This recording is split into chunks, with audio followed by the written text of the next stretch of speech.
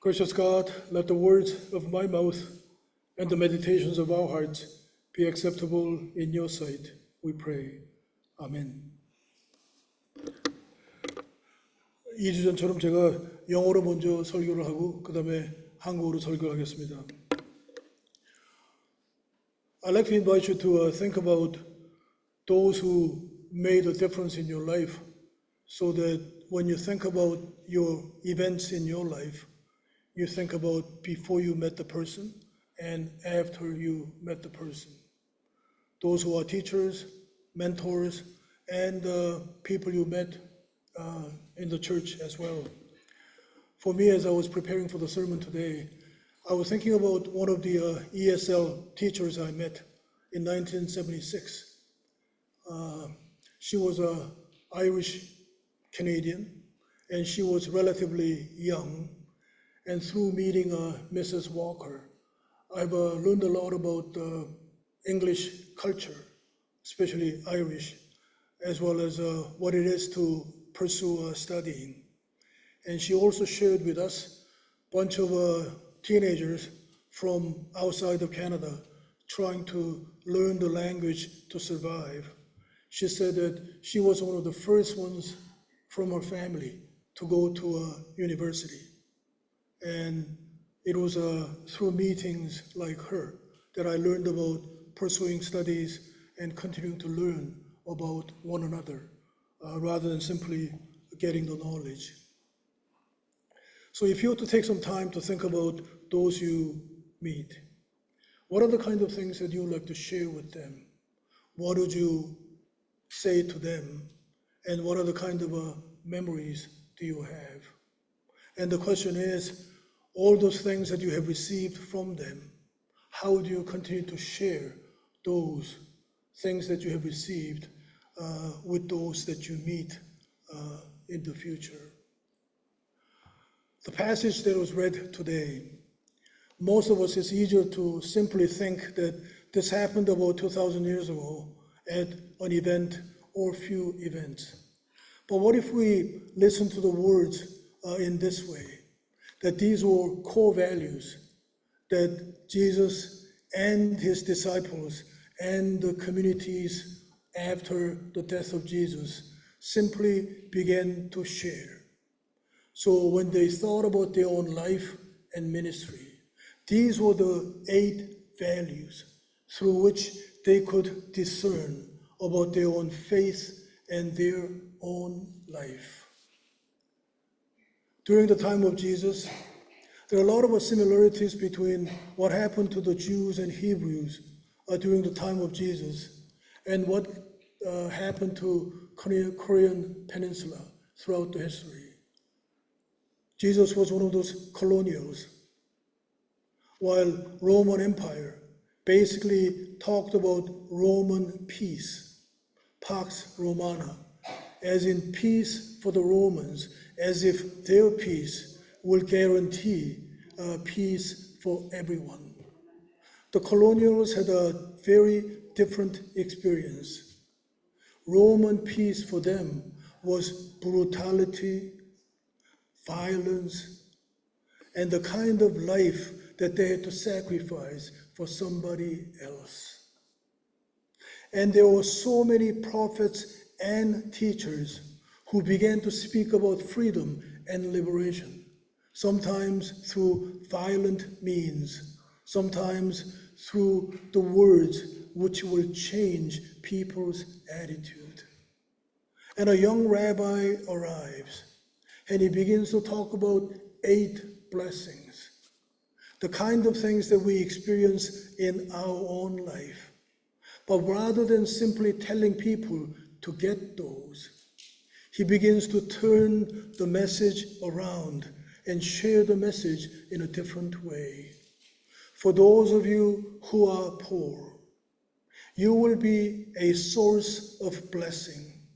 Since you know what it is like to be hungry, you can be the source of feeding those who are hungry. Those of you who are being marginalized, you know what it is like. So rather than simply accepting those as conditions through which you have to live through, or simply being angry or pointing at somebody else as their problems or their faults. Be a source of healing for others. When we look at our own context in Canada, as I was thinking about the life in the 1970s when I arrived and life today, there are a lot of things that I miss in some ways, and there are a lot of things that changed for the better and sometimes for the worse. I think in the 1970s when I arrived, my uncle basically said, we live in a country where everything is so fair that regardless of how wealthy or poor you are, you go to same store, same grocery store, and buy the stuff. And we talked about egalitarian values. Rather than simply pursuing wealth, this is a country that was established based on a lot of socialist ideas so that we look after the poor. When I used to travel, even in 1980s, across the globe, the idea was to have a Canadian flag, knowing that people around the globe will respect us as a country that stood for fairness. A country, rather than sending troops for war, our government decided to basically send peacekeepers. That was the way Canada was embraced and understood. And the Olympics in the 70s and 80s, even getting one medal was a big deal for us. But when we look at our situation today, we expect our athletes to win as many medals as possible, nothing but the best. We have moved so far away in many ways from our socialist principles that we have become quite close to the southern neighbors. I remember attending a meeting in Latin America, Argentina. And one of my colleagues from Argentina shared the story. You know, Richard, a few years ago, Bank of Nova Scotia decided to shut down all the branches across Argentina. And people couldn't take the money out, and everybody lost a lot of money. This is one of the things that your banks are doing. And then they talked about mining companies from Canada, basically plunging wealth from Argentina and other parts of the globe. I began to notice that over the years, the values that we used to espouse as Canadians began to erode. And most of my colleagues around the globe will simply gently remind me that to us, there's not much difference between you folks and the Americans when it comes to imperialism, when it comes to money. Some things have changed for the better. Some things, for those of us who are living in Canada, ought to think about our own privileges and how we come across to our global neighbors. Jesus began to speak about liberation in a different way. He began to talk about embracing ourselves as children of God, so that once we begin to pursue our own freedom, we will begin to understand the value of freedom for everyone. Rather than pursuing our own personal happiness or wealth, he kept sharing this idea that God continues to invite us to pursue freedom and well-being for everybody. For those who are privileged, we can take it in an esoteric way by saying that poor in spirit, free yourself, empty yourself. Carl Jung, a psychoanalyst, once talked about life in this way. There are two parts of life. First phase is about getting things. The second phase, if you are fortunate enough to move into the second phase, is to letting go. Confucius said a similar thing more than 1,000 years ago, before Carl, saying that there's only one life, and the second life begins when you realize that there's only one life. How do we pursue the gospel of Jesus Christ in our own way? As I was thinking about this, and as I was thinking about Korean part of the sermon, I came across this interview by a man named Yu Shimin. And then most of the Koreans will know him as a politician and a thinker and a writer. And he happens to be about my age. And this is what he says about his own experience of being a student in the 1980s. He was captured, he was raided and captured by military police and secret police. And he and about 8 others were waiting to be interrogated before the sentencing. He says they were tied and they were sitting in the chair in a small room, perhaps a room that's smaller than this, before the prosecutor will have a sentencing part. He says there was a basic despair and silence.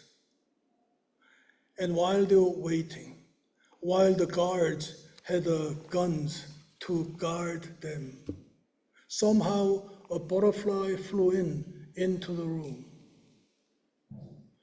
And after a few minutes, they began to realize that butterfly kept hitting the window to get out. Nobody dared to move, because if they decided to get up and move, the police officers may beat them. And while everyone was frozen in fear and in silence, he heard a noise from behind him. Somebody decided to simply stand and get up and pass by the military officers, policemen who were guarding them. And he went to the window, picked up the butterfly, and he was able to carry it to the door and release it. He said he was so moved by that incident that when he gets out of jail, he will visit him and find out what it means to have freedom and what it means to live through fear. He found out that this young man was a Catholic priest or someone who was studying to become a priest. And when he was released from jail, he decided to visit his home. The priest was away, but his older brother, who was working with the poor, was at home. And when he asked him, and he told the story, and says, if that's what I can get from becoming a Christian person, I'd like to pursue faith. And his older brother told him that fear cannot be overcome, even with faith. What we do is that we continue to live through fear. If that is what you're looking for in church, you might be able to find an answer.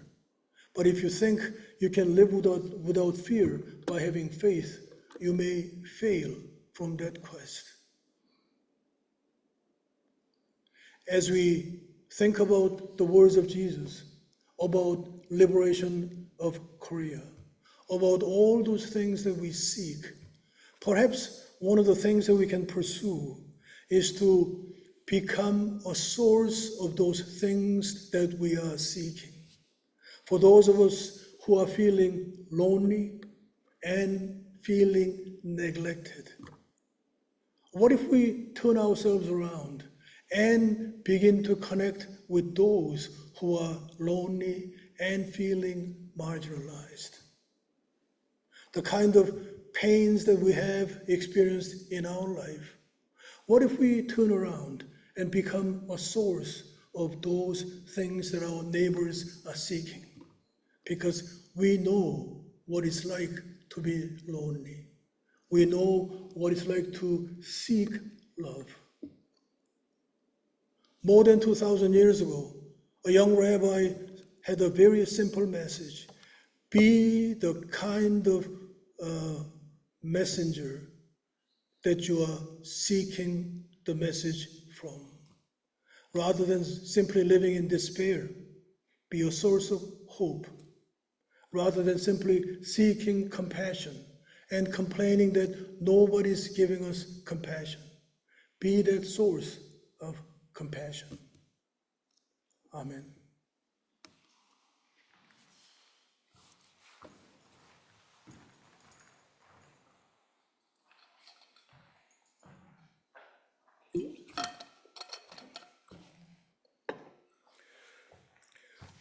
지난주에서 와서 설교를 하고 난 다음에요.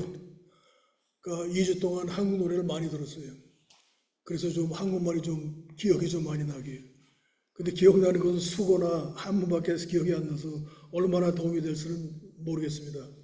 하지만 한국말을 자꾸만 들으려고 하다 보니까 제가 항상 좋아하는 가수가 정태춘 씨하고 그다음에 장사익 씨, 그다음에 김민기 씨. 그래서 근래에 보니까 김민기 씨 노래들을 다른 가수들이 불러가지고 이렇게 40주년인가 무슨 주년에서 나왔더라고요. 그래서 오늘 한국어 할 때는 좀 도움이 됐으면 되게 좋겠습니다. 옛날 생각을 하다 보니까 기억나는 게 있습니다. 1985년에 제가 신학교 들어가기 전에 토론토 연합교회에서 장로님들하고 당의원들하고 인터뷰를 했습니다. 신학교에 들어가기 전에 학위만 끝나는 게 아니라 3, 4년 동안 또 인터뷰가 계속 있어가지고 하는 건데 첫 번째 관문이 있는 지교회에서 당회에서 통과를 해야지 제가 안수 받을 수 있는 시작이 되는 계획이었습니다. 아직도 기억나는 게 질문 중에 제가 김익선 목사님인지 아니면 어떤 장로님이 저한테 그런 질문을 하셨습니다. 최전도사는 노래를 하냐고 잘하냐고 그래서 제가 죄송하지만 제가 노래를 못합니다. 그러면은 악기를 피아노나 뭐 기타를 칠 수 있냐고 그래서 저는 악기도 못하고 음악도 못합니다. 그러니까 당의원들이 제가 생각할 때는 한 1분 동안 가만히 계시다가 한 분이 저한테 질문을 그렇게 하셨습니다. 그럼 최전도사는 노래도 못하고 악기도 못하면은 도대체 어떻게 목회를 할 거냐고 저한테 질문하셨습니다. 무식하면 용감하다고 저는 목회에 대해서 전혀 몰랐기 때문에 저는 당당하게 대답을 했습니다. 저는 설교는 잘할 수 있다고 생각합니다. 저는 말을 잘하는 것만 생각을 했지 목회를 하려면 뭐가 필요한지 전혀 몰랐기 때문에. 그래서 그 생각을 하니까 그게 40년 전 얘기인데 어떻게 보면은 모르면은 상당히 용감하다고 생각을 합니다. 예수님이 사시던 2000년 전에는 현실이 상당히 힘들었습니다. 그들 조상 대대로 항상 힘들게 살았지만 로마 군정 밑에서 그게 상당히 긴 시를 통해서 로마 제국이 원하는 평화는 로마 제국 사람들한테는 평화일지 모르지만 식민지로 사는 사람들한테는 평화보다는 분열이고 형벌이고 상당히 힘든 삶이었습니다. 수많은 사람들이 예수 같은 사람들이 나와서 없어지고 처형당하고 그런 와중에 또 하나의 젊은 생각을 가진 사람이 이야기를 하기 시작합니다. 하지만 그가 얘기하는 것은 다른 사람들과 공통점이 상당히 많았지만 듣는 사람들에는 새로운 삶의 계기가 되는 그러한 계기가 되었었습니다. 예수는 힘든 말을 하는 것보다는 간단하고 쉬운 얘기를 많이 했습니다. 오늘 말씀하신 것은 가만히 들어보면은 한두 번 예수님이 그냥 설교한다고 이해하는 것보다는 그 사람의 목회 전체에서 그리고 몇천 년이 지나면서 우리 기독교인들한테 불교로 말하면 하나의 공안이라고 볼 수 있는 것 같습니다. 8가지 복을 이야기하면서 자신이 어떻게 그것을 그런 교훈을 통해서 바꿀 수 있나, 그러한 현실을 통해서 어떻게 희망을 갖고 살 수 있나, 거기에 대해서 생각을 해보라고 그러한 가르침이라고 생각을 합니다. 저희가 현대에 살면서 제가 설교를 준비하면서 70년대 이민 왔을 때하고 지금을 많이 비교를 해봤습니다. 아직도 생각이 납니다. 삼촌이 이민을 왔을 때 그 첫 주에 만나서 얘기하시는 것이, 내 친구들은 그 당시 그분들이 30대였는데 캐나다나 미국에 이민 온 것은 고기를 먹기 위해서, 소고기를 먹기 위해서 왔다고. 그리고 캐나다는 한국보다는 많이 달라서 아무리 가난하든지 아무리 부자든지 우리는 똑같은 쇼핑몰에 가서 쇼핑을 하고 상당히 평등한 사회에서 산다고 말씀을 하셨습니다. 몇십 년 지난 지금 생각을 해보면 캐나다도 상당히 많이 바뀐 것 같습니다. 가난한 사람들을 중심으로 해서 어떻게 하면 좀 더 많은 사람이 나은 생활을 하고자 하는 그 생각보다는 미국과 상당히 가까워지면서 좀 더 부자들은 편하게 살고 가난한 사람들은 계속 동떨어지고 외롭게 사는 그러한 사회로 전락하는 것 같습니다. 이민자로서 살면서 잘 살기 위해서, 잘 먹기 위해서 사는 것이 결코 나쁜 것은 아니지만 만약 그것이 인생의 궁극적인 목표라고 생각하면 제 생각에는 충분하지는 않다고 생각합니다. 예수님 당시에도 마찬가지였습니다. 부자들은 몇몇 있었지만 대부분 가난한 사람들이었고 로마 군정과 함께 도시화되는 사회가 되면서 가난한 사람들은 땅을 잃고 도시로 오면서 전부 다 거지 같은 생활을 하는 그러한 사회였습니다. 많은 사람들이 혁명을 이야기했고 많은 사람들이 뭔가 바뀌어야 된다고 얘기를 했고 많은 사람들이 투쟁을 해야 된다고 얘기를 했지만 예수는 그것만이 아니라 우리가 우리 자신의 본질을 바꾸지 못하면 세상을 바꾸지 못한다는 그러한 이야기를 했습니다. 우리가 말하는 팔복은 어떻게 보면 상당히 비관적인 얘기로 들을 수도 있습니다. 현실이 그러니까 그냥 받아들이고 살고 그냥 죽으면 천당 가는 얘기로 들을 수도 있습니다. 하지만 생각을 잘 해보고 잘 들어보면 예수님이 말씀하신 것은 약간 다릅니다. 가난한 사람한테 복이 있는 것은 가난해서 복이 있기 때문에 계속 가난하게 사는 것이 아니라 가난한 상태가 어떤지를 알기 때문에 남들을 가난해서 벗어나는 생활을 하게 도와줘야 된다는 말씀이었습니다. 힘들게 사는 사람들은 현실이 그러니까 그냥 보는 것이 아니라 그 사람들이 힘들게 살지 않게 도와주는 것은 하나님의 현실이 우리를 통해서 우리 이웃에게 전달되는 그러한 말씀을 하셨습니다. 제가 이 준비를 하면서 생각하는 게 예전에 70년대, 80년대만 해도 토론토 한인연합교회는 아니면 연합교회 교단은 그냥 빨갱이 교회라고 많은 교인들이 이야기를 했습니다.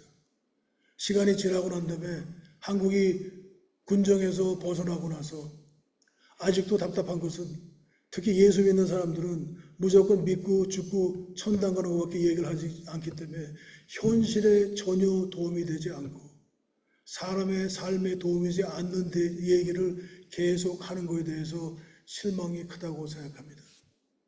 하지만 우리 자신이 바뀌면서 우리 자신이 필요한 것만 얘기하는 것이 아니라 과연 우리의 고통을 승화시켜서 다른 고통하는 사람들을 어떻게 해방을 시키는 걸 생각하는 게 우리의 신앙의 자세라고 생각하면 좋을 것 같습니다.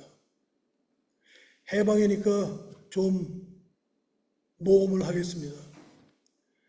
저희들이 36년 동안의 일본의 군정을 생각하면서 당한 게 상당히 많고 슬픈 게 많고 저희 민족에게 일어난 수많은 시련이 있습니다. 하지만 80년이 지난 다음에 제 생각에는 지식층이나 특히 예수를 따르는 사람들은 이러한 생각을 해봐야 된다고 생각합니다. 해방이 된 다음에 우리가 얼마나 바뀌었나? 일본 사람들이 우리한테 나쁜 짓을 한 것을 과연 우리는 해방이 되고 나서 그런 짓을 똑같이 하지 않나? 우리가 얼만큼 36년의 군정을 통해서 배운 것이 무엇이고 우리 이웃에게 똑같은 행동을 하지 않나에 대해서 반성을 해야 된다고 생각합니다. 예전에 그리스에서 만난 회의에서 제가 그런 얘기를 한국에서 오신 신학교 교수님들한테 그런 얘기를 했습니다. 외정시대를 얘기하는 것은 중요하다고. 역사를 기억해야지 실수를 하지 않기 때문에. 그래야지 우리가 다른 나라한테 속국이 되지 않기 때문에. 하지만 우리의 행동을 보면 외정시대 때 일본 사람들이 우리한테 한 것도 문제고 하지만 우리가 일본 식민지 안에서 식민지인으로서 일본인으로서 만주나 필리핀에 가서 학살을 한 거에서 참여를 하고 거기에 대해서 우리가 반성을 하지 않고 다 일본 사람들이 실수했다고만 얘기를 하면은 그것은 뭔가 바뀌는 게 없다고 얘기했습니다. 그리고 월남 전쟁에 얘기했습니다. 우리가 우리 자녀들을 월남에 보내서 자유라는 이름으로 보냈지만 우리는 거기서 전쟁을 하면서 수많은 사람들을 학살을 했습니다. 우리가 우리의 잘못을 인정하지 않고 바꿀 수 없는 삶을 살면은 항상 모든 것은 남의 탓으로 돌리고 우리가 바꿀 수 없다고 생각합니다.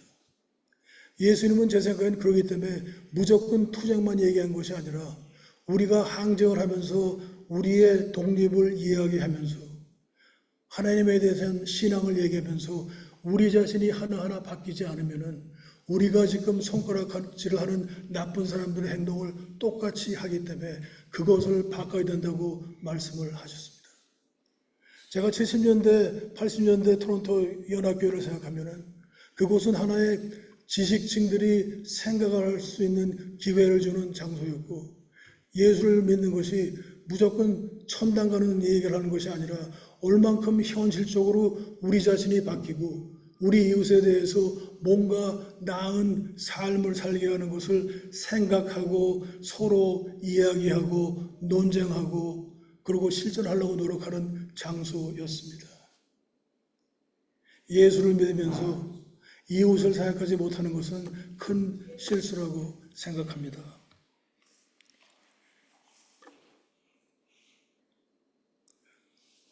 제가 한 17살인가 18살 때 전도사가 되기 전에 토론토에 있는 기독교 청년 모임에서 회장을 했었습니다. 그래서 한 번은 수양회를 갔는데 너무 일하다가 지쳐가지고 이제 다른 동료들이 토론을 하는 동안에 제가 좀 쉬려고 연못가에 가서 카누가 있는데 저는 탈지도 모르고 수영할지도 몰랐는데 그냥 타고 그냥 호수 한간 중간에 가면 어떨까 생각해서 호수 중간에 가서 가만히 좀 그 평화를 누린다고 생각하면서 새로운 것을 많이 느꼈습니다. 물은 멀리서 보면 상당히 잔잔한 것 같지만 그 배를 타고 호수에 있으면 항상 움직입니다. 그리고 돌아오려고 생각하다가 실수를 해가지고 카누가 뒤집어져가지고 수영도 할 줄 모르고 청바지로 위에 밑에를 다 입었는데 그냥 생각나는 것은 여기서 당황하면은 죽으니까 하나 둘 천천히 쉬면서 수영하고 나면은 나갈 수 있다고 생각해서 어떻게 운이 좋게 호수 중간쯤 돼서 바깥에까지 나왔습니다. 앉아서 쉬면서 하나님한테 감사하는 것도 그렇지만 상당히 겁도 나고 근데 조금 앉아있다 보니까 이렇게 노을이 질라 그럴 때 갑자기 그런 생각이 났습니다. 내가 삶을 사는 게 내가 나이가 들고 난 다음에 인생을 돌아볼 때 지금 보는 것처럼 호수 중간에 있었을 때는 물이 상당히 움직이고 여러 가지 문제가 있었는데 호숫가에 앉아서 그 호수를 보면서 잔잔하게 생각하는 것처럼 나도 내 인생을 돌아볼 때 그렇게 볼 수 있으면은 좀 훌륭하게 살았다고 그런 생각을 해봤습니다. 여기 많은 분들이 저보다 연세가 훨씬 많고 제 아버님 뻘 되는 분도 계시지만 여러분들도 그런 생각을 하셨으리라고 생각합니다. 인생을 돌아봤을 때 여러 가지 우여곡절이 있었지만 슬픈 곳에서 정차하는 것이 아니라 기쁜 곳에서 정차하는 것이 아니라 인생을 돌아볼 때 하나 두 개 보면서 나는 나 나름대로 최대한 노력을 하고 최대한 사랑을 베풀려고 살았다면 행복한 삶이라고 생각을 합니다. 설교를 마치기 전에 제가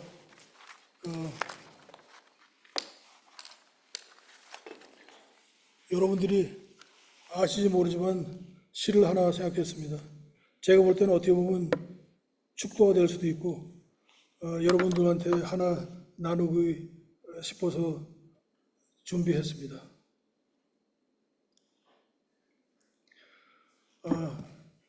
천상병 씨가 쓴 귀천이라는 시입니다. 저는 이것을 읽으면서 하나의 그 전환점이라고 생각하는 게 나도 삶을 이렇게 볼 수 있다면 훌륭하게 살았다고 생각을 해봤습니다. 그래서 여러분과 나누고 싶습니다. 귀천, 나 하늘로 돌아가리라. 새벽빛 와 닿으면 쓰러지는 이슬 더불어 손에 손을 잡고 나 하늘로 돌아가리라. 노을빛 함께 단둘이서 기슭에서 놀다 구름 손짓하면은 나 하늘로 돌아가리라.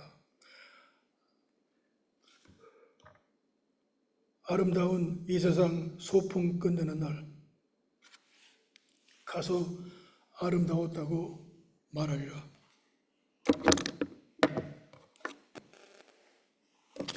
아멘.